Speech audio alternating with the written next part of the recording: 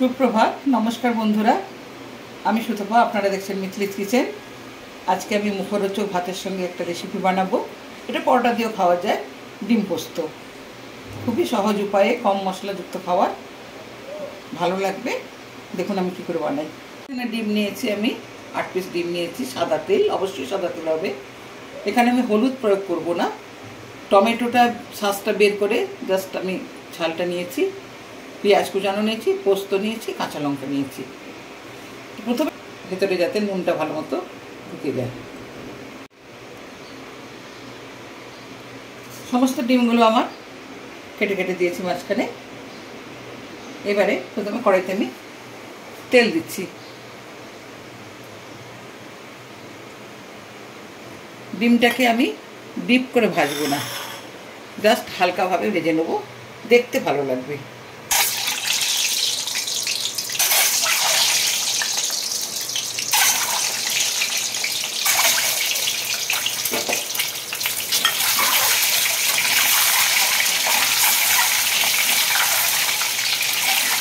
ডিমের মধ্যে একটু নুন দিয়ে দিচ্ছি, অল্প করে দিলাম, তরকারিতে দেবো।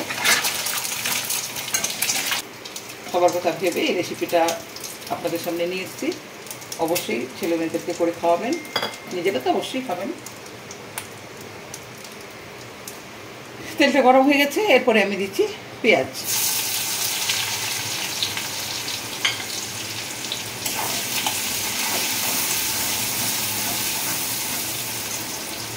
কাঁচা লঙ্কা দিয়ে দিচ্ছি, মাঝখানে কেটে নিয়েছি কাঁচা লঙ্কা।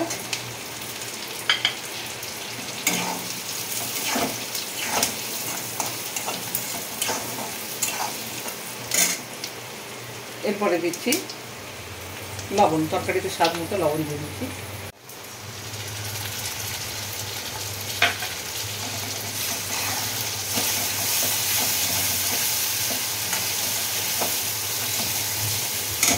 এরপরে দিয়েছি আমি টমেটো।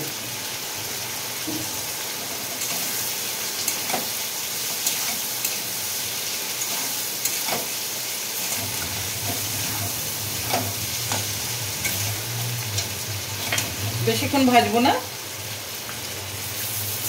জল দিয়ে দিচ্ছি। খুব সহজ উপায়ে আমি বানালাম, এইভাবে অবশ্যই চেষ্টা করবেন।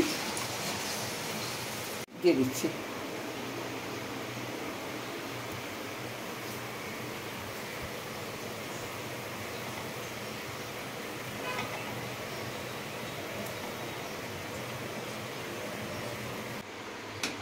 ডিম পোস্ত পুরোপুরিভাবে তৈরি হয়ে গেছে।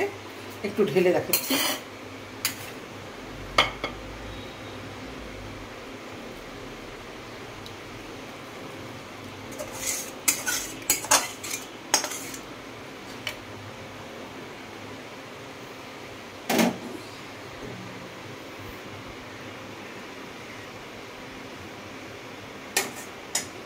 আজ আমার রেসিপি ছিল ডিম পোস্ত।